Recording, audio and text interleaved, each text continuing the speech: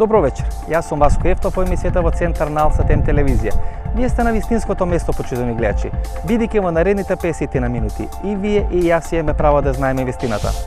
Кога пред половина година во Америка, посебно во градот Чикаго, беа тие големи студови или тие незапамтени снежни виулици, огромен број од вас, почитувани гледачи, побара од мене или баравте од мене да направиме емисија посветена на харпот.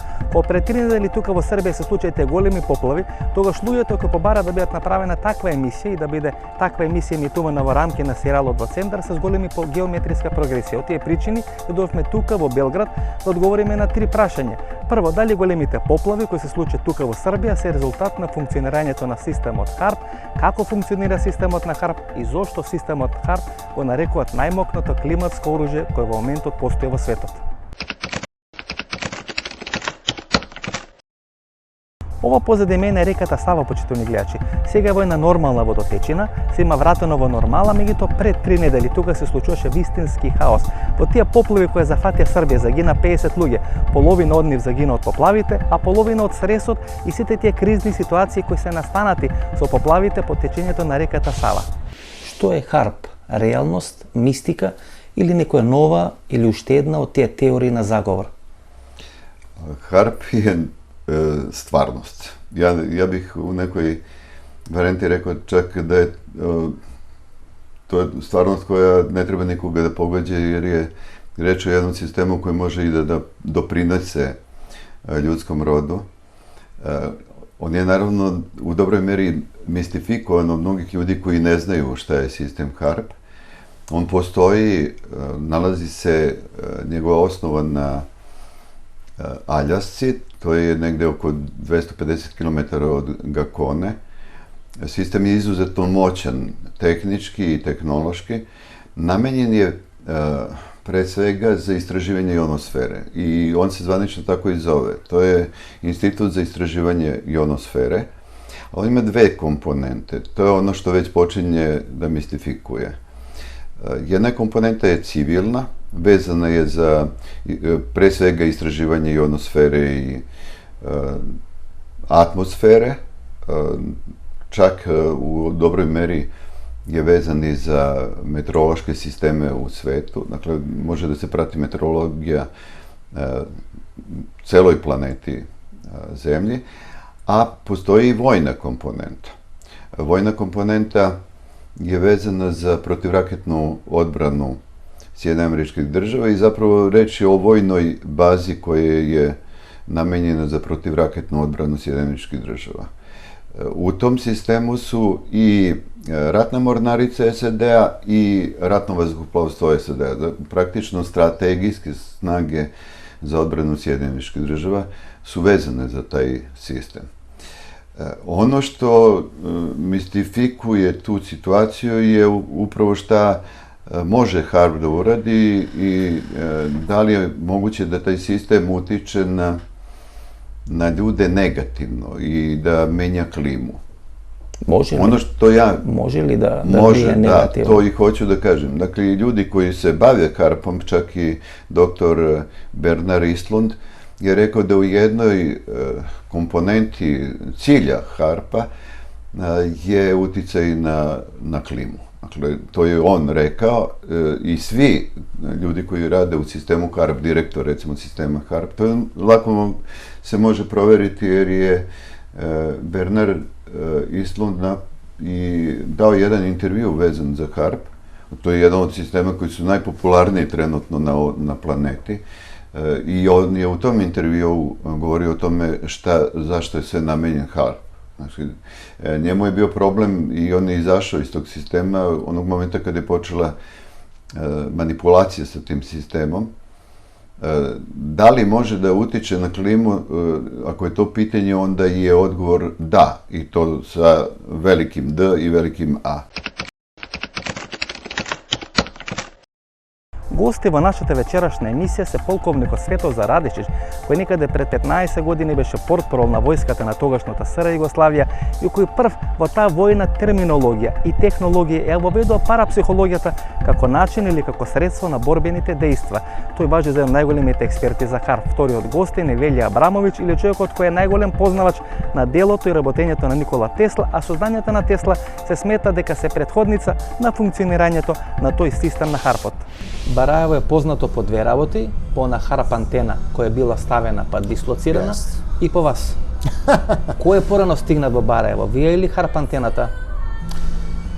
To je takozvana emisiona HARP antena koja je pasivna. Dakle, ona emituje samo signale koje prima iz ionosfere, ali nije aktivna emisiona antena koja bi mogla eventualno da utiče na elektrisane oblake i da modifikuje klimu. Znači špijunska, što bi se reklo, špijunska antena. To je špijunska i za navođenje. Znate, kad vi delujete nad nekom teritorijom, onda želite povratnu informaciju da znate šta se dešava. Na teritoriji Srbije, koliko ja znam, nema aktivnih emisionih HARP antena, nego samo pasivnih i jedan broj fizičara je plaćen i zadužen da servisira te antene i to je zapravo bio ugovor koji je potpisala naša vojska dok je još predsednik Tadić bio ministar vojni, kasnije predsednik i to je naučni projekat.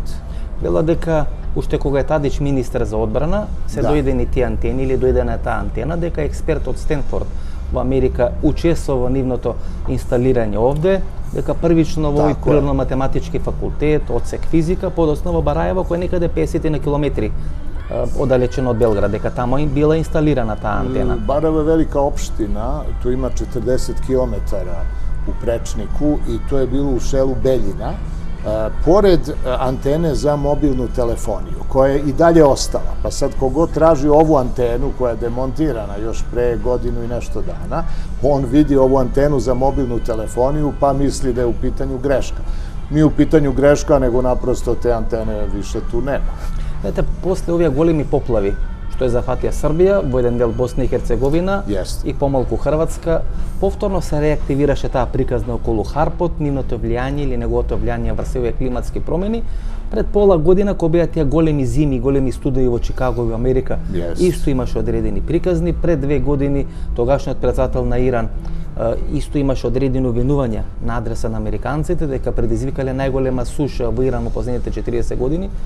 Има ли ХАРПот таква мок да може да предизвикува такви климатски одредени промени, непогоди и да се користи како климатско оружје, може би за масовно уништување? Kako da ne?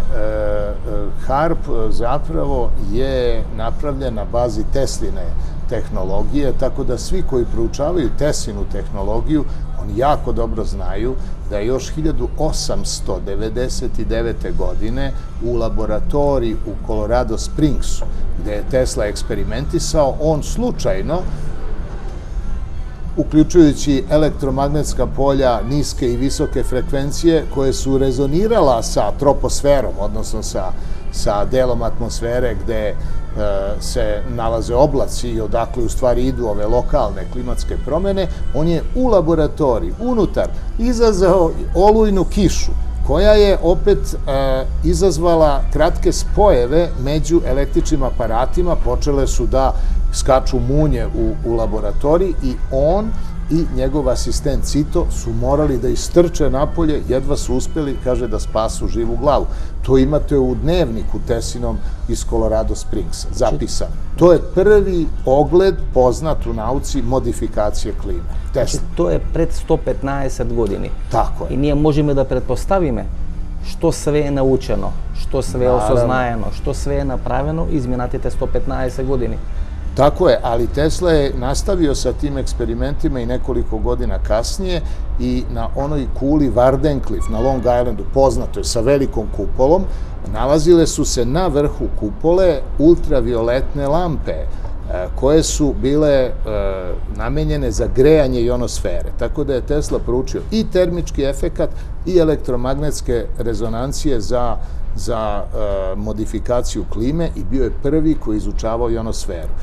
Možemo reći da je da su ti osnovni eksperimenti svi izvedeni već do 1903. godine, što znači da od tada to, pošto su to objavljeni patenti, pošto su svi znali da je Tesla eksperimentisao, oni o tome govori u novinama otvoreno, razni vojni instituti i drugi naučni krugovi koji ne rade javno, nego rade tajno, dakle ne objavljuju sve svoje rezultate, preuzeli i to usavršavali.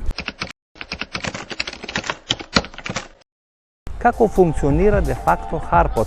Od центарот на американската армија, кој се наоѓа во Аљаска, се испраќаат одредени сигнали во јоносферата. Во рамки на јоносферата тие предизвикуваат одредени турбуленции и врз база на одредени енергетски промени, подоцна може да влијаат врз психолошкото здравје на луѓето, врз климатските промени или тие ситуации да бидат користени во војната наука и војната технологија, посебно, например, за комуницирање помеѓу американската армија и американската морнарица. Тоа е крокето на функционирање на HARP-от за нашата приказна. Интересно како HARP-от функционира на психолошки план и на планот на климатските промени. Во литературата може да се најде дека постојат некаде 180 антени rasporedeni širom svijeta. Nema samo 180, bilo je 180 u početku.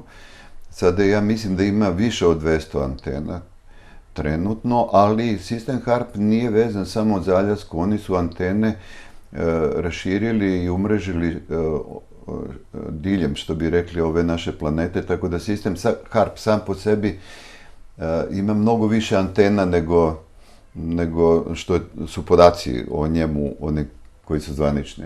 Lako je doći do podataka gdje se nalaze sve te antene, jer na internetu imate tačno razmeštaj antena na ovoj planeti. Ono što mnogo ljudi ne shvataju da nije jedino HARP ta vrsta sistema, da ih ima više. Ja, kada sam prvi put pisao o HARP-u, to je bilo negde do 1999. godine i u knjizi Neokortikalni rat, tada je bilo 180 antena, ali je bilo još 4-5 jednako moćnih sistema u svetu. To je ono što mi sad fokusiramo prema HARP-u, na svoju pažnju, ali treba da znamo da je reč o vremenu kada se istražuje energije i da je to sigurno neki amnestirajući faktor za te ljude koji se bave energijama, jer prosto era nanotehnologije, era informatike zahteva poznavanje energija, a posebno zbog toga što je čovjek energijsko biće. Dakle, već je naučno dokazano,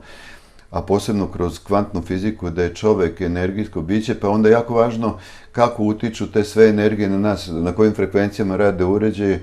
I između ostalog, zbog toga je i zanimljiv HARP. Znači, ako radi i na, recimo, na frekvenciji ljudskog organizma, onda može da bude štetan po ljudski organizam. Ako radi na frekvenciji ljudskog mozga, onda može da utiče na ljudski mozak. Tu sad počinje mistifikacija, zato što se zna da HARP može da radi na frekvencijama 9 Hz, a to je zapravo za čovjeka najopasnija frekvencija, budući da čovjek misli i kreira na 9 Hz. To je ono stanje dremeža, kako kažu ruski naučnici, u kome se sve kreira. Čovjek piše pesme negdje na 9-10 Hz.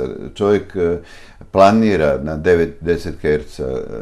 On komponuje, slika, sve radi na u tom stanju dremeža kada još nije zaspao, a nije ni budan, ili kad je izdvojen. Što bi rekli, to je frekvencija molitva. Naš doktor Dejan Raković govori o frekvenciji 10 i 9 Hz u kome se čovjek obraća Bogu u molitvi. Dakle, to je jako važno područje za ljudski rod i zato je svima stalo da znaju da li HARP zaista radi na tom frekventnom području, kad radi, kad se uključuje, ukoliko se uključuje, jer onda može da utiče na čoveka i da destruktivno utiče, i naravno da je svima nama stalo da se to ne dogodi sa ljudskim rodom. To što SAD želi da se brani u raketnom ratu, svakom je prirodno, logično i nema nikakvih problema. To što taj sistem HARP može da obezbedi komunikaciju sa podmornicama oko planete i kroz planetu, to isto nikome ne može da zasmeta. Ali može da zasmeta to ukoliko radi na na frekvencijama ljudskog organizma, jer to znači da je destruktivan, a još i ova komponenta u klimi, ukoliko utiče na klimu, a klima se u dobroj meri promenila u poslednje, ajde da kažemo od vremena aktiviranja HARP-a, onda mi imamo dva problema. Ako su fizički izazvane cikloni, tornada, tsunami, poplave, požari, onda je to jako opasno za sve nas. Ako je moguće da se koriste u neke vojne svrhe, recimo u vojnim operacijama, onda znači da smo ušli u neku novu sferu rata, ali ono što ja znam kao doktor nauke iz teorije ratovanja, meteorološki rat postoji, on postoji od 1948. godine i opet je začet u Sjedinjenim Američkim Državama i on je moguć. Dakle, da li ga primenjuju SAD ili ne, to ne znam. Зошто Харпот го нарекуваат најмокно климатско оружје во светот и дали поплавите кои пред 3 недели се случија во Србија, во Босна и во Хрватска се најголем доказ за тоа. Знаете, овде падна некаде околу 200 литри на метар квадратен. Во Македонија пред 3 недели падна околу 30 литри на метар квадратен, имавме ни така поплави кои тешко можеше да бидат совладани. Значи овде падна некаде 6 до 7 пати повеќе дожд на метар квадратен, значи во оној период кога беа најголемите врнежи на дожд пред 4 недели. Меѓутоа немаше грмотевици, немаше громови, немаше ништо. Значи да ви паднат 200 литри дожд на метар квадратен, да имате такви стравични поплави, да е летен период, кои се познати по тие олујни, не знам, грмотевици така натаму, а ништо од тоа да нема, тоа остава простор за сомнеш. Тој сомнеш може да биде оправдан, може да биде неоправдан. Што вие мислите, дали е тој оправдан сомнеш дека нешто чудно се случуваше со тие паѓање на дождот на територија на Србија? Potpuno je opravdan, znate zašto? Što nije samo ta temperatura jedini faktor koji kondenzuje vlagu u višim slojevima atmosfere. Recimo, ovi oblaci koje sad vidimo na nebu iz kojih ne pada kiša su na takvoj visini između 5 i 10 km na kojima je temperatura niska. Naprimjer, na 10 km, s koje je minus 20 je temperatura. To čujete uvek kad se vozite avionom, pa vam kažu temperaturu kad se avion popne na visinu koridora. Zašto onda iz tih oblaka ne pada kiša, ako mi znamo da vodena para mora da se kondenzuje na hladnoći? Zato što su neophodni i elektromagnetski uslovi za kondenzaciju. I to je to što je Tesla otkrio. Sad, kad je veštačka emisija elektromagnetska uslov kondenzacije, onda nema ovih prirodnih munja i gromova, jer se to obavi, kako bih rekao, na naučni način. I zbog toga nije bilo prirodnih pražnjenja električnih, jer je sve bilo predupređeno. Зачудува да речеме тогаш таа прецизност. 99-та година НАТО имаше бомбардирање на Србија, имаше доста прецизни атаци на одредени објекти на територијата на Белград, но имаше и доста непрецизни. Да речеме кинеската амбасада или некои слични објекти. Па кинеска е била најпрeciзнија. Да, меѓутоа имаше некои, ајде да речеме, што они ги нарекува системски грешки. Сега кога ќе погледнеме, ако ја прифатиме вашата теза дека е тоа направено свесно и многу прецизно, значи во овие 15 години тие многу имат напреднато во сферата на прецизност на тоа делување преку Харпот. Значи они веќе можат и компјутерот, не зградата, значи може компјутерот во одредена канцеларија да го погодат ако сакат. Ma da, tu može kompjuterskom simulacijom da se vrlo precizno na osnovu mnogih podataka koji sad idu ne samo sa zemlje, iz balona, nego i sa satelita, može vrlo precizno da se odredi teritorija na kojoj se vrši taj geofizički meteorološki eksperiment. Čak to ide dotle i to smo sada videli u ovoj HARP demonstraciji nad Srbijom, da je uveden i fazni pomak. Faznim pomakom je moguće da vi držite oblak nad jednom istom teritorijom 4 dana bez obzira na vetar. To je jedan novi element, očigledno da je HARP vrlo usavršen umeđu vremenu i zato se i ove antene demontiraju na Aljasci, a to su antene koje su tehnološki zastarele. Svi poljoprivrednici kod mene u Barajevu, oni su primetili da uz tako jak vetar ne može oblak da stoji 4 dana, a da oni na televiziji vide da oko tog oblaka je anticiklon. Dakle, područje višeg pritiska. Taj bi se oblak i bez vetra morao pomerati, a kamoli pri tako jakom vetru. Druga stvar koja je isto karakteristična bila jeste da, pošto je određena količina vlage bila odmah povučena u ionosfersku rupu, pa kako je nakon dan, dva ta vlaga se presušila, pošto je padalo jako mnogo kiše, onda je nedostajalo vode. I onda je taj ciklon takođe vrlo kontrolisano otišao jedan deo njega nad Karpate, pokupio vlagu i ponovo se vraćao na isto mesto, tako da je 4 dana to održavano, što je vrlo impresivno u naučnom smislu. Mogu reći da su oni uneli i vremensku komponentu, ali fizičkog vremena preko faznog pomaka u kontrolu meteorološkog oružja. Тука правиме прва пауза за реклами. Останете со нас, по 3 минути се враќаме со вториот дел на нашата емисија, посветена на темата Харпот и дали е тоа најмокното климатско оружје кое денес постои во светот.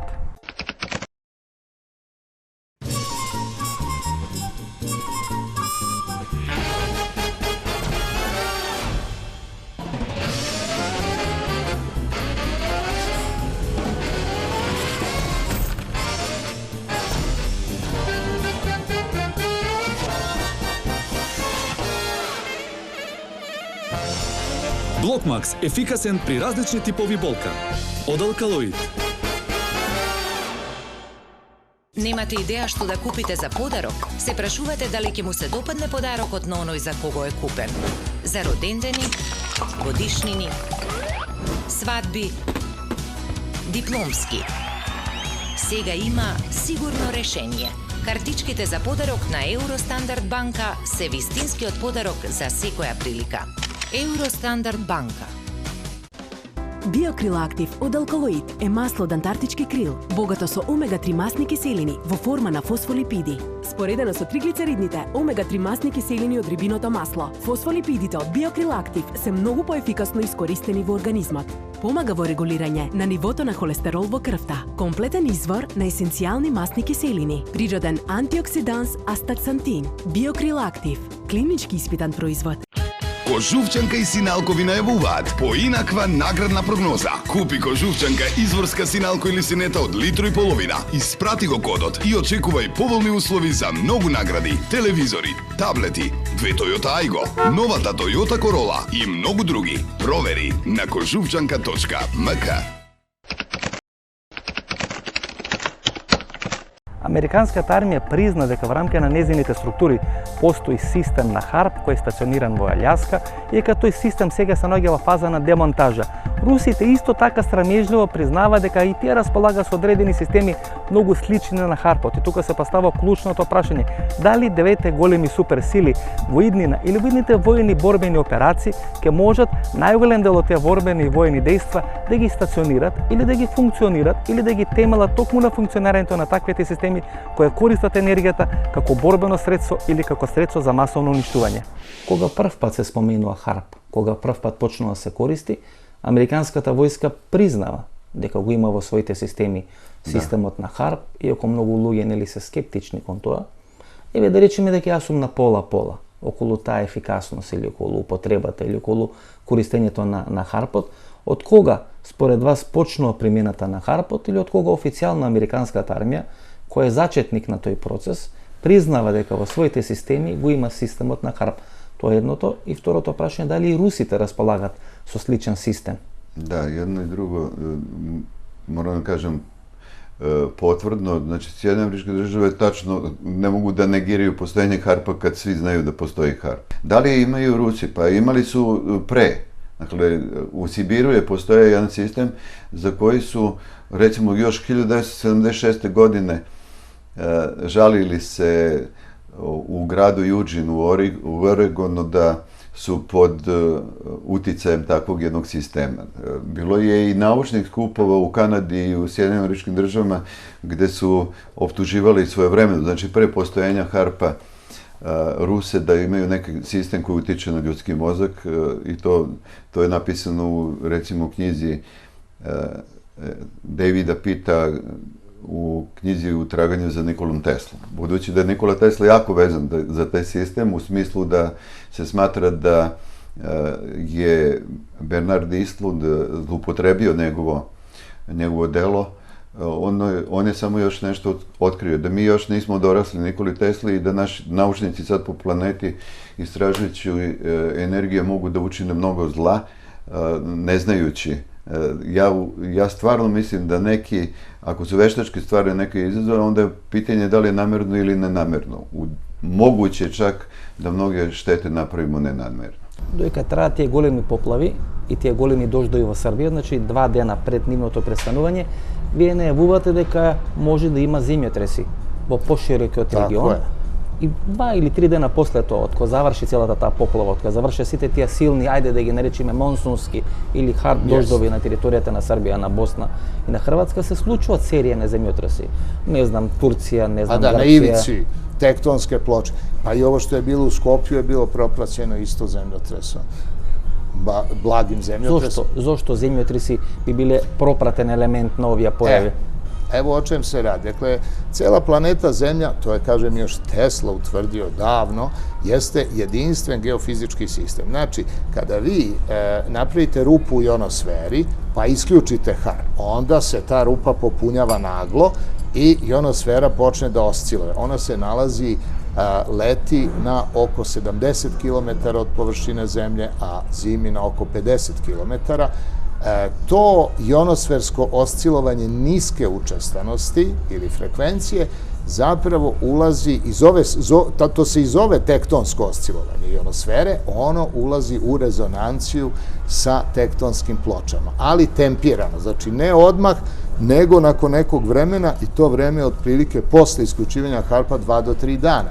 Tako da kad sam ja video da taj oblak koji je bio nad Srbijom nema munje, da duva vetara, da je oblak centriran, da je sam centar u stvari ciklona nad elektranom Nikola Tesla, to je važno ime u stvari, ja sam onda izašao sa tezom da ako je to veštački HARP, po isključenju, nakon 2 dana mora doći do reakcije tektonskih ploča, to se zove smirivanje geofizičkog sistema u stručnoj terminologiji i zaista je na ivici, pošto Srbija nije neko tektonsko područje, a afrička ploča, to je subdukcija tektonskih ploča, afrička ploča lagano podilazi pod evropsku. Tako da na ivici u stvari tih ploča je najlakše da mehanički izbije reakcija. I onda se tačno po obodu te ploče, nakon isključivanja HARP-a,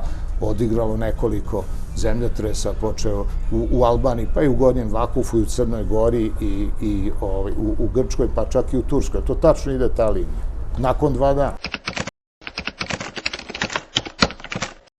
Бараево е место кое е далече од некаде 50 на километри од Белград и сите шпекулации од во тој правец дека во местото или во општината Бараево е поставена антена на HARP и дека таа е клучната причина за тие поплави кои се случија во Србија. Дали е баш така, ние ги прашуваме нашите гости, бидејќи одредени сознанија кои стигна до мене е дека таа антена која е била пред неколку години поставена во Бараево од страна на одредени експерти од институтот или универзитетот во Стенфорд во Калифорнија, дека сега е повлечена и дека е демонтирана. Дали на територијата на Балканот, бидејќи се спомна само местото Бараево, некаде на 50 км од Белград, дека тамо постојат антени на HARP, дали на Балканот, освен во тоа место, дали и тамо постојат антени на HARP и како се користа, знаете? Да вам кажем, kada sam prvi put čuo za antenu u Barajevu, imao sam tada i informacije da je jedna od antena sistema HARP upućena u Institut za fiziku u Zemunu. Posle, niko nije nikad rekao gde se nalazi ta antena, ali ono što su rekli, da je to prijemna antena, nije svejedno da li je antena primopredajna ili prijemna, znači prijemna antena ne može da napravi štetu, ona može na tom mestu može samo da se primaju podatci. Ukoliko je vezano za meteorologiju, znači može da se ustanoviti kakvo je stanje ovde i da se izvesti centar u Gakoni, u kakvom je stanju klima, ili kako se kreće, kako izgleda atmosfera, kako je ionosfera na nekom području. To sa tom antenicom, ja moram da kažem antenicom, jer po svemu nigde nema dokaza da je to antena, jer pazite, jedna antena u sistemu HARP, jedna od onih prvih 180 je mogla da obezbedi komunikaciju sa celom planetom. Takve antene nigde ne postoje, mislim, u toj snazi i nepotrebno je, ali to ne znači da ne može da se pokrije Balkan sa sistemom HARP, jer to kad neko zna kako izgleda to korištenje ionosfere i da je to jedna vrsta antene zapravo i da je moguća komunikacija sa celim svetom i onog momenta kad je napravljen sistem i tada je mogu da pokrije celu planetu i da izazove na celoj planeti nekakve promene ukoliko su naučnici nešto to izazvali. Ovo позади нас е мостот на Сава или мостот на Ада, кој изграден пред неколку години, чини помеѓу 600 и 700 милиони евра и се смета дека последните неколку години тој е најскапиот мост изграден на Балканскиот полуостров. Меѓутоа, зошто е тој мост интересен за нашата приказна? До пред неколку месеци се сметаше дека во местото Бараево е поставена една антена HARP, која е таму поставена во времето кога Борис Тадиќ е министар за одбрана, тоа значи некаде пред 10-15 години. Меѓутоа, последните неколку месеци се смета дека таа антена во Бараево е дислоцирана, дека е демонтирана и дека ако постои таква антена во Србија, тогаш ова антена која е по средината на мостот е поставена и високо штрчи во воздухот. Дали е тоа точно, не знам, почитувани гледачи, меѓутоа кога граѓаните немаат логичен одговор за некои работи кои им се случуваат, тога се вртат кон шпекулации или кон тие теории на големи заговори. Сега велат дека овој нов мост, па дури сум слушал и ваши интервјуа, дека овој нов мост кој е изграден во Белград, некаде околу 600 милиони евра до 700 милиони евра, велат еден најскапите мостови на Балканот. Меѓутоа во средината на мостот има на висока антена, па дури имавте најава дека ќе има одредени истражувања. Дали можеби околу таа антена може да се прават одредени HARP експерименти, дали може да биде во некоја функција. Значи, ако е дислоцирана ова што е во Бараево, дали можеби овде ќе е некој центар кој ќе испреки или ќе емитува одредени сигнали. Луѓето нели се што може да помислат, се што може да шпекулират и да анализират, меѓутоа вие сте еден од луѓето кои ги знаат тие работи. Дали е возможно таа антена да биде ставена во една таква функција? Tu ima više čudnih stvari. Prvo, most je dugačak 950 metara, a vodeni put preko koga ide most je samo 150 metara. Onda on spaja dva kraja Beograda koja nisu frekventna u smislu saobraćaja. I sad svi su mislili da to će da naprave jedan velelepni most sa viseći. Sad, kad vi to pogledate, vi vidite da je to stvari jedna ogromna antena. Bez obzira da li ona nešto emituje, ne mora ništa da emituje, ili nešto prima, ne mora ništa da prima. Ali u određenom momentu ona uvek može da se iskoristi frekventnom modulacijom kao emiter i naravno da se dodatno usmeri na bilo koji deo grada. Jer sam položaj mosta je takav da je pokriven ceo Beograd. Znate, i Karaburma, i centar grada, i Banovo Brdo, položaj mosta je tako reći idealan za bilo kakvo emitovanje.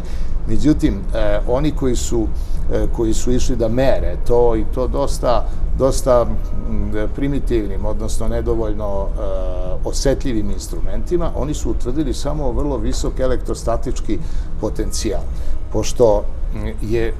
Pošto ta ogromna površina, praktično gvozdenih provodnika, dakle koja skuplja potencijal iz vazduha, ona nije uzemljena. Pošto nije uzemljena, to deluje u stvari kao jedan ogromni sferni elektrostatički kondenzator.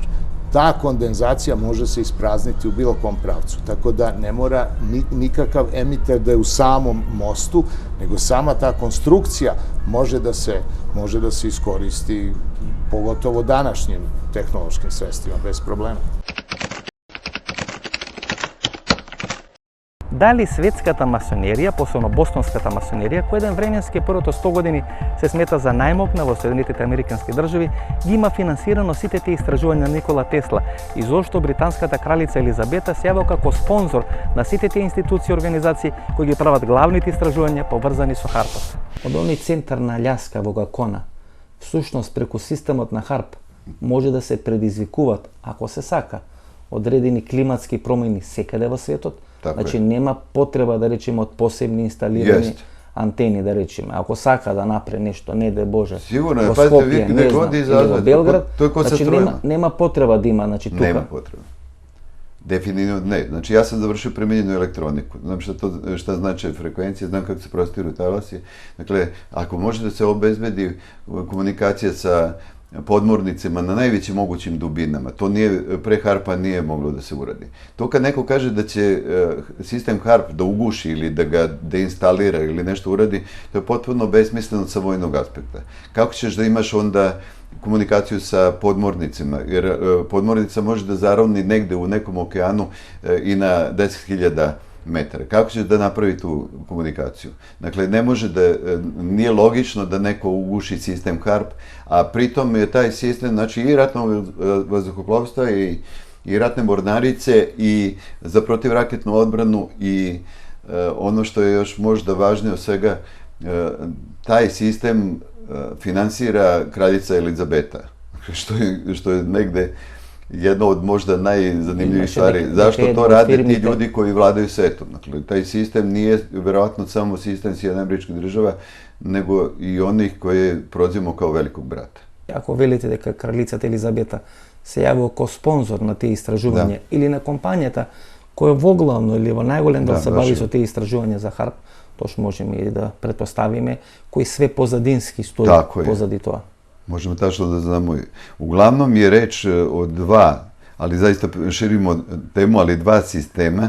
Jedan je religijski, vezan je za Vatikan, a drugi je masonski i vezan je za svu tu masonsku organizaciju u kojoj su između ostalog i ti masoni u Evropskoj komisiji. Dakle, prosto su to ljudi koji misle da treba da vladaju ovaj planetu, da napravi taj sistem koji mi zovemo globalizam, znači da u procesu globalizacije da osvoje ostatak planete i da onda vladaju, da imaju jednu vojsku, to je NATO, da imaju jednu internacionalnu policiju, jedan pravni sistem, jedan finansijski sistem, prosto to je jedan proces koji se zove stvaranje novog svetskog poretka.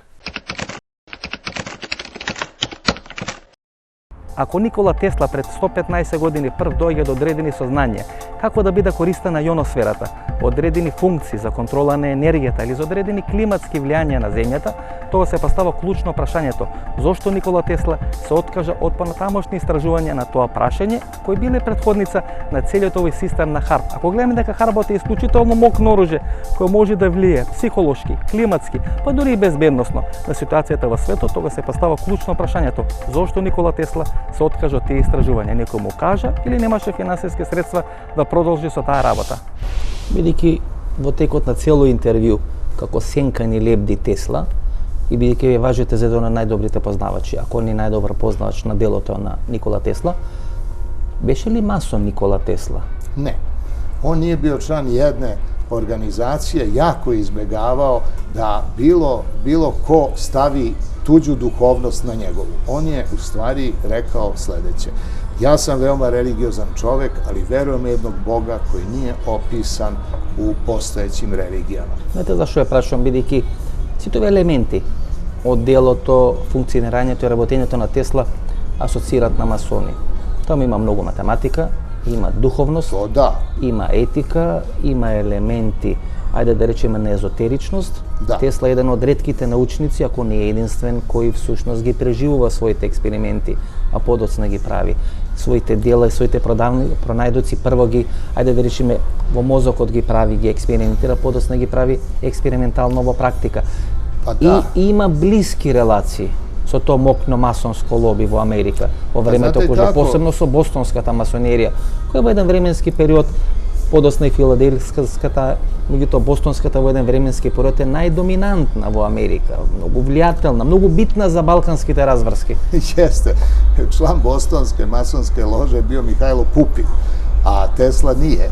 Mihajlo Pupin je bio vrlo uticajan čovek i on je jednom od dvojice predsjednika Amerike koji su isto bili članovi masonske lože, a to su Woodrow Wilson i Thomas Harding, Woodrow Wilsonu rekao, kad je išao da zastupa američke interese u Versailles pri stvaranju kraljevine SHS, da je makedonski narod poseban, da to nisu ni Grci, ni Bugari, ni uopšte Sloveni, da je to jedan narod mnogo dubljeg porekla, jer je majka Mihajla Pupina bila Makedonka i zvala se Olimpija kao majka Aleksandra Makedonskog. I ona je u stvari Pupinu rekla o tom autohtonom poreklu svog naroda i on je to preneo. A Tesla se nije mešao u politiku nikada u tom smislu.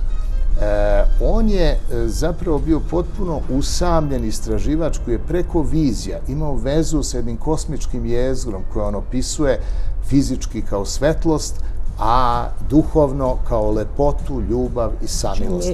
To su velika razlika. Kako kaluger, kako monah posvetan na naukata. Novi monah, pa jeste. Nije živeo u monaškoj ćeliji u manastiru, nego je živeo u modernom manastiru, a to je hotel. Znači imao je svoju sobu, svoju malu ćeliju, inače bio je vegetarijanac, živeo u celibatu, nije se ženio i potpuno bio posvećen ideji. Tako da, po svim karakteristikama ličnosti, on je u stvari bio jedan novi monah jedne religije koja će možda iz ove sadašnje preći u kako bih rekao, nasljeđe celog sveta. Дали следните војни во светот ќе бидат војни за контрола на енергијата и дали тој што ја контролира енергијата всушност ќе биде газда во светот? Мене ми се чини дека ова што се случува сега со Харпот е само претходница за некои идни распределби на зоните на влијание на светот, кои во главно ќе се водат околу клучното прашање: кој е тој што ќе контролира енергијата во светски рамки? Дали овој Харп како систем може да се смета како некоја нова форма на едно климатско оружје за уништување на човечкиот Он само може род, у едној компоненти. на одредени градови, на одредени, не знам, сегменти, области и така натаму, бидејќи ние гледаме дека тој располага со огромна енергетска моќ. Дека може да влие на климатските промени, може да влие на одредени процеси. Колку е моќен во основа? Да, ако гледате Харп у целини, onda ćete vidjeti da je to mnogo moćni sistem i da samo u jednoj komponenti može i to da radi, da utiče na klimu. Dakle, to je jedna od... Така го нарекуваат ново оружје за климатско A уништување. to kaže neko ko ocenjuje Harp politički ili nekog drugog. Ja govorim objektivno. Objektivno taj sistem ima neku namenu i ima velike mogućnosti. I sve dok se ne uredi u dobroj meri, dotle da može da kontroliše energiju. Dakle, ako vi vibrirate na nekoj frekvenciji, onda je važno da znate šta ta frekvencija izaziva. Ako ta frekvencija utiče na biljke, onda će biti nešto sa biljkama. Ako utiče na čovjeka, nešto će se dogoditi čovjeku. Ako utiče na ionosferu, nešto će se dogoditi s ionosferom. Dakle, ako utiče na klimu, onda će se menjati klima. Dakle, ali on sve to može. Znači može. Taj frekventni opseg je takav, ja govorim o tome, o mogućnosti. Tehnički, znači, on za potencijalno, tehnički i tehnološki može da izaziva promene u svim tim, znači izuzetno je moćan. Практично, ако тој систем може да функционира на 9 или 10 Hz, на колку што функционира човековиот мозок, Да. што може како негативно да предизвика ваш човекот? Да. Може ли до смрт, до уништување, до хајде да речеме Пазите, блокирање, ја сам овако... Не, значи вие сте сепак човек кој Ја има говорим поминато, као физичар. кој има поминато, сте биле портпарол, сте биле, не знам, полковник на војската на СР Југославија, значи ги знаете тие работи. Дали може, да речи, сте во некој воен конфликт, теоретски, вашата единица брои 1000 луѓе. Ако има Харп, кој е насочен кон таа единица, на ниво на фреквенција од 9 до 10 Hz, кај што може да влие врз човековиот мозок, човековото мислење, па и одлуките кои ги презимате. Ne, mislim da tako ne funkcioniše. Ne funkcionira. Pa definitivno nemoguće. Zamislite vi sad recimo da toliko ovladate sistemom da upravo to ja kažem, ako uspeju da ovladaju, to će s jedne strane biti jako dobro, a s druge strane može da izazove veliko zlo. To je bila nova forma onda možete ako da tačno procenite gde će doći zrak i onda je moguće da neki prostor pokrijete zrakom. Ali ja mislim da oni još uvijek nemaju tu mogućnost i da zbog toga se dešava da mnogi ljudi imaju iste simptome. Znači, to bi se reklo na nivou šuma. Dakle, sad može da pokrije neki prostor, ali neprecizno, kad nije precizno, onda može da vam izazove neke poremećaje, ali da bi se moglo, recimo, upravljati. Figurativno kaženo. Da može da vam programira mozak. Znači, figurativno. Onda mora tačno da zna i gde ste i da ima mogućnost da usmeri zračenje i da radi na toj frekvenciji prema vama i da ima program za to. Mislim da dotle nije došao. Znači, сега е во фаза кога една мува се гаѓа со топ. Onda se ruši, ili toga se ruši ceo zid. To se zovu precizna dejstva, mi smo svedoci, evo, to je sad nastavak ono vaše pitanje u 99. Verujte, Amerikanci su u svom kvartalnom izveštaju 1994. godine rekli šta će sve raditi do 2015. godine u tom svom oružnom svetu i šta će im biti cilj, i rekli su da im je cilj da 2015. godine pogode precizno svaku tačku na planeti i svake tačke na planeti. I oni rade na tome. U 1999. godine oni su kod nas demonstrirali precizna dejstva. Mi imamo još uvijek porušene zgrade gde nisu porušili neki blok, nego tačno, precizno su pogodili, recimo zgradu MUP-a Republičkog, zgradu Saveznog MUP-a, zgradu Generalštaba, zgradu Ministarstva odbrane, zgradu SDPR-a, zgradu u Nemanjinoj 9. Znači, tačno su precizno pogodili svaku zgradu koju su hteli. To govori o preciznosti do koje su došli 1999. godine. Možete zamislite, sad smo slavili ili obeležavali, neko je slavio vjerojatno tih 15 godina, agresije na SRJ, posle 15 godina, pa to su dve tehnološke generacije. Oni sve što su mogli 1999. godine da urade, oni sad mogu mnogo bolje da postanu. Oni koji gađaju. Ako togaš može zgrada, сега можат компјутера во зграда. Може pogodi prozor, znači sad, ali vidite, hoću da kažem, ovde je bio eksperiment in vivo ne samo u preciznim dejstvima, koji su napisani u dokumentu Zajednička vizija 2010, 2015 i 2020. Znači, postoji dokument po kome se to radi. To važi i za doktrinu kopnene vojske SAD-a, koja je objavljena isto 1993. godine 14. juna. Dakle, mi imamo dokumenta po kojima se to radi. Tako to su reči o doktrinama. Doktrine su praktično uputstva za upotrebu oružanih snaga. Ovde su nama precizno, ne samo što su precizno dejstvovali, nego su koristili osiromašenim uranijum da bi videli kakvi će biti efekti. Koristili su razna vrsta punjenja, koristili su različite vrste raketa. Dakle, prosto su ovde svu tu savremenu tehnologiju, a posebno što su rekli da je to prvi kompjuterski rat i najbolje organizovan kompjuterski rat protiv neke zemlje.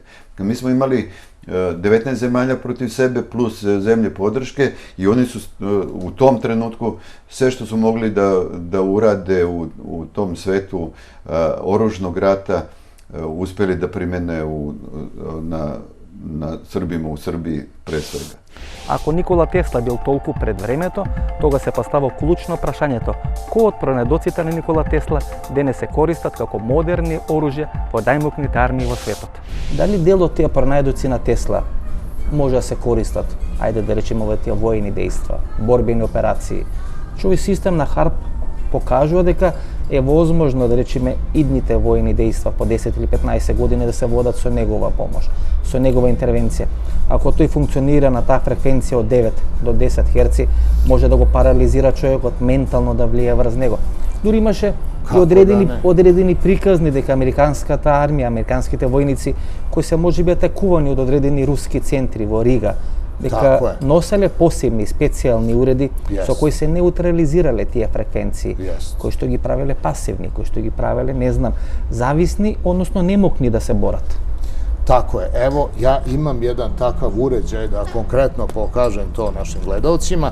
Ovo je Teslina tehnologija, stara 35 godina i ovakve uređaje za emitovanje frekvencija od 3 Hz kad je u dubokom snu, 7,8 Hz za relaksaciju, koncentraciju, učenje i razmišljanje i 14 Hz za stimulaciju, su nosili američki vojnici u bazama u Nemačkoj i to se nosilo na grudima. Znači, stavi se ovaj aparat, upali se i nosi se tu pored vojničke pločice. Šta on radi? On pravi jedno zaštitno polje u odnosu na ruski HARP koji je tada radio iz Rige. Oni su imali emitere kojima su gađali takozvani woodpecker, to je detlić, znači koji su imali su određene frekvencije koje su radile impulsno i koje su činile vojnike u bazi vrlo nervozni. I kad ovo stave, onda su sa 3 Hz mogli lepo da spavaju, sa 7,8 Hz su mogli da pohađaju nastavu, a sa 14 Hz, ako su pili mnogo prethodno u gradu, mogli su da leče mamurlu. I to je u stvari već jedna široka primjena Tesline tehnologije u vezi zaštite nervnog sistema. Тука некаде е крајот на нашата вечерашна емисија. Останете со нас, погледнете и рекламите и подоцна се враќаме да одјавиме емисијата.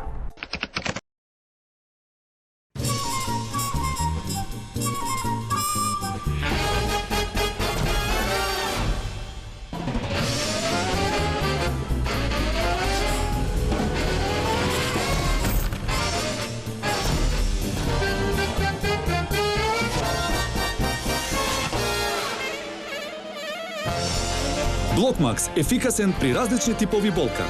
Од Алкалоид. Немате идеја што да купите за подарок? Се прашувате дали ќе му се допадне подарокот на оној за кого е купен? За родендени, годишнини, свадби, дипломски. Сега има сигурно решение. Картичките за подарок на Евростандард банка се вистинскиот подарок за секоја прилика. Евростандард банка. Биокрил Актив од Алкалоид е масло од антарктички крил, богато со омега-3 масни киселини во форма на фосфолипиди. Споредено со триглицеридните омега-3 масни киселини од рибиното масло, фосфолипидите од Биокрил Актив се многу поефикасно искористени во организмот. Помага во регулирање на нивото на холестерол во крвта. Комплетен извор на есенцијални масни киселини. Природен антиоксиданс астаксантин. Биокрил Актив. Клинички испитан производ. Кожувчанка и синалко ви најавуваат поинаква наградна прогноза. Купи кожувчанка изворска синалко или синета од литро и половина. Испрати го кодот и очекувај поволни услови за многу награди, телевизори, таблети, две Toyota Aygo, новата Toyota Corolla и многу други. Провери на кожувчанка.мк. Ова беше емисијата во Центар СОМ Васко Ефто, почитувани гледачи. Ние се гледаме идниот вторник во истото ова време со една супер ексклузивно интервју со Кристијан Голубовиќ, или еден од најголемите босови на поранешното југословенско подземје. Пријатно вечер, Македонија, ви посакуваме од тука, од Белград, од кај